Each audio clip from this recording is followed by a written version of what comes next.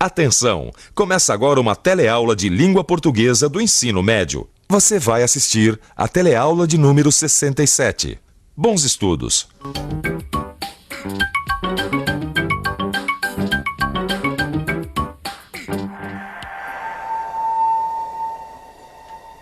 A teleaula de ontem acabou quando cortaram a luz da minha pensão.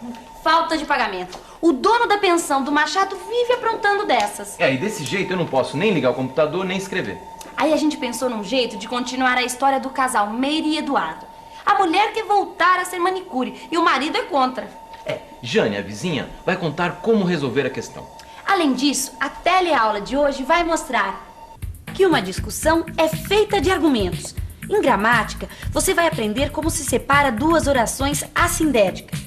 Em literatura, vai ouvir alguns poemas parnasianos e terminar tudo com uma redação original, partindo do fim para o começo. A teleaula de hoje começa como nós, no escuro. Esta noite, a Meire e o Eduardo vão resolver o problema que começou na primeira teleaula deste módulo. Se vale a pena ela recomeçar a trabalhar como manicure para ajudar no pagamento das contas do mês. Vamos acompanhá-los e ver se o velho ditado da discussão nasce a luz está certo. Eduardo, eu tentei resolver o problema da luz. Como você está vendo, eu não consegui. Eu pedi dinheiro emprestado a Jane, fui ao banco, isso depois de pegar a segunda via da conta no posto de serviços aqui do bairro. Só que no final eles me disseram que o prazo para religamento de luz é de 72 horas. Agora olha se tem graça a gente passar a noite no escuro. Eduardo, eu cansei de falar pra você. Não dá pra você fazer disso um cavalo de batalha, pô. Além do que você já resolveu o problema, agora só resta esperar. É por essas e outras que você pode tirar o seu cavalo da chuva, porque eu vou voltar a trabalhar amanhã mesmo. Quando eu pedi o dinheiro emprestado a Jane, eu disse a ela que ia pagar fazendo as unhas dela. Pego de surpresa, Eduardo ficou uns instantes parado sem saber o que falar. Imaginava como continuar a conversa. Ainda que fosse contra a mulher trabalhar fora, não conseguiu argumentar. E depois ficou pensando se um dinheirinho a mais todo mês não iria ajudar no pagamento das contas. Olha, Meire, a gente não precisa começar uma nova discussão. Tá, eu sempre achei que nós pudéssemos levar uma vida mais simples, mas se você quer ter o seu dinheiro, experimente trabalhar e aí veja se você consegue cuidar das crianças e da casa. Claro que sim, eu não vou ser a primeira a fazer isso. Agora, o melhor pra mim é que eu vou ter meu dinheiro e com ele conseguir colocar alguma coisinha mais dentro de casa. Eu não aguento mais viver nessa dureza. Bom, então a partir de agora você pode ficar responsável pelo pagamento de algumas contas. Aliás, como você sempre quis, né? Eu fico sim. E como eu acho que só aqui no conjunto vou conseguir uma clientela razoável, eu espero que no mês que vem meu dinheiro já dê pra pagar algumas contas. Eu sabia que você ia entender. Resolvido o problema, Eduardo voltou a ser o romântico de sempre. Você tá bonita. Esse ar de felicidade é porque ganhou a discussão? Mas nem por isso a Meire deixa o seu realismo de lado. Bobagem. Com essa luz fraquinha não dá nem pra notar as marcas no rosto. Foi uma noite de pouca conversa. Na casa escura, as crianças não puderam correr e transitar livremente como sempre faziam. E sem poder ligar a TV, todos acabaram indo dormir mais cedo. Aí é fácil, é um pássaro. Ah, muito bem. Ponto pra mim. Tá bom. Vamos lá, hein? Vai. E esse aqui, ó? Ah, não dá pra saber, não. Não? Não. Cavalo, ponto pra mim. Ah, você me traiu só se seu cavalo for um cavalo de Troia. Cavalo dado não se olha os dentes. Como já dizia minha tia Zulmira. Ai, você gosta tanto de fazer frases com cavalos que na história de hoje, ó, usou dois. Meire, não dá pra fazer disso um cavalo de batalha. Você sabe o que eu quis dizer com isso? É por essas e outras que você pode tirar o cavalo da chuva. E eu? O que eu quis dizer com essa frase? Vamos traduzir? Bom, eu disse, Meire, não exagere o problema. A expressão cavalo de batalha, que forma uma frase feita, quer dizer que a pessoa está preparando as suas armas ou o seu cavalo para uma guerra, enfim, exagerando. Tirar o cavalo da chuva vem do tempo em que o cavalo era um meio de transporte comum. Significa desista. A frase feita quer dizer que a pessoa está disposta a manter seu ponto de vista e argumentar. Ainda que Eduardo fosse contra a mulher trabalhar fora, não conseguiu argumentar. O que quer dizer argumentar? Argumentar. Verbo intransitivo. 1. Apresentar argumentos. Aduzir os raciocínios que constituem uma argumentação. 2. Discutir. Vamos ver agora o que quer dizer argumento? Argumento. Substantivo masculino. 1. Raciocínio pelo qual se tira uma consequência ou dedução. 3. Assunto em tema, enredo. 5. Discussão, contenda. 6. Cinema, história especialmente preparada para o cinema. Como você viu na cena texto, o Eduardo não conseguiu arranjar motivos para deixar a Meire em casa. Ele não conseguiu argumentos. Argumento também pode ser uma história especialmente preparada para o cinema ou televisão. Qual o argumento da história que você escreveu neste módulo do telecurso, Machado? O argumento é a crise de um casal diante dos problemas de dinheiro do dia a dia e a proposta de trabalhar fora da mulher. Foi baseado nesse argumento que eu desenvolvi a história que você acompanhou em 3 teleaulas. Usando outro sentido da palavra argumento, que é assunto ou tema, eu posso dizer: vamos partir para outro argumento da teleaula, as orações coordenadas. Na teleaula passada, você viu alguns conectivos que ligam orações coordenadas. Viu que as orações coordenadas que precisam de conectivos se chamam sindéticas. Hoje, nós vamos ver as orações que não precisam de conectivos. Elas se chamam assindéticas. Têm uma relação lógica entre si e são separadas pela pontuação.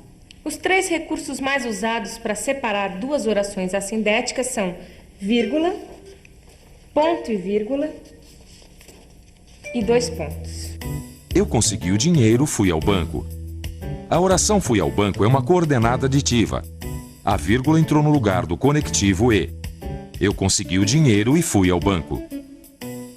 O ponto e vírgula costuma ser usado para separar orações coordenadas adversativas, quando uma nega o que a outra afirmou. Comece a trabalhar, Meire. Não se esqueça dos nossos filhos. A oração "não se esqueça dos nossos filhos" é uma coordenada adversativa. O ponto e vírgula entrou no lugar do conectivo mas. Quando se tratar de orações conclusivas ou explicativas, dá para usar 2 pontos. A data do vencimento é hoje. Você deve pagar a conta. A oração "você deve pagar a conta" é uma coordenada conclusiva. É como se a Meire tivesse dito: a data do vencimento é hoje. Portanto, você deve pagar a conta. Você acompanhou por 3 teleaulas o conflito de temperamentos entre Eduardo, o romântico, e Meire, a realista.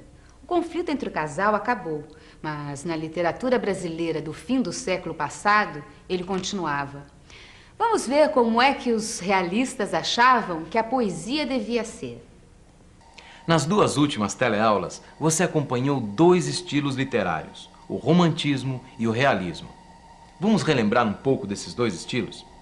Por exemplo, vendo esta cena, um poeta romântico como Fagundes Varela diria: "E como és linda assim, chamas divinas cercam-te as faces plácidas e belas, um longo manto pende-te dos ombros, salpicado de nítidas estrelas."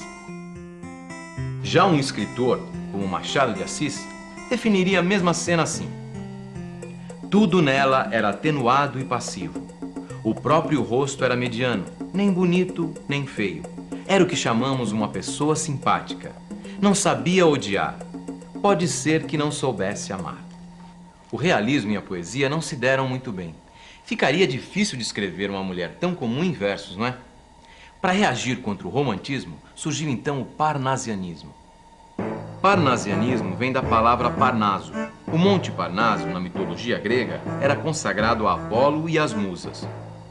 Os poetas parnasianos deixavam de lado as paixões dos românticos e levavam em conta a forma de expressão. Os poemas que escreviam trabalhavam a rima, a escolha das palavras, o ritmo. Os poemas parnasianos descrevem, em geral, cenas, objetos, paisagens. Um bom exemplo desse estilo é o soneto A Cavalgada, de Raimundo Correia. A lua banha a solitária estrada. Silêncio. Mais além, confuso e brando, o som longínquo vem se aproximando do galopar de estranha cavalgada. São fidalgos que voltam da caçada.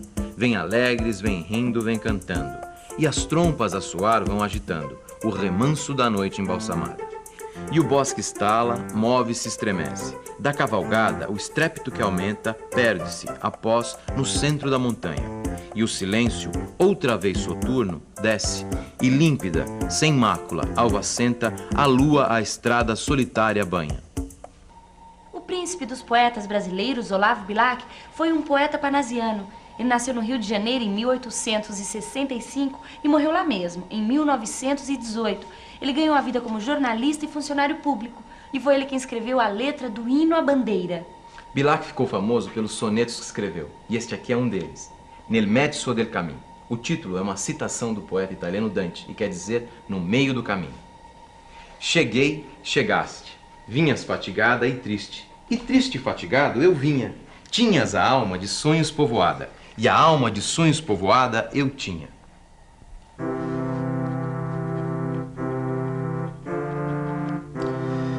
E paramos de súbito na estrada da vida longos anos presa minha. A tua mão, a vista deslumbrada, tive da luz que o teu olhar continha.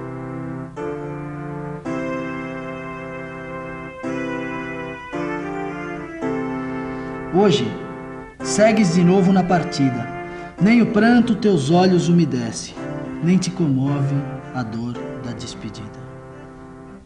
E eu, solitário, volto a face e tremo, vendo teu vulto que desaparece na extrema curva do caminho extremo.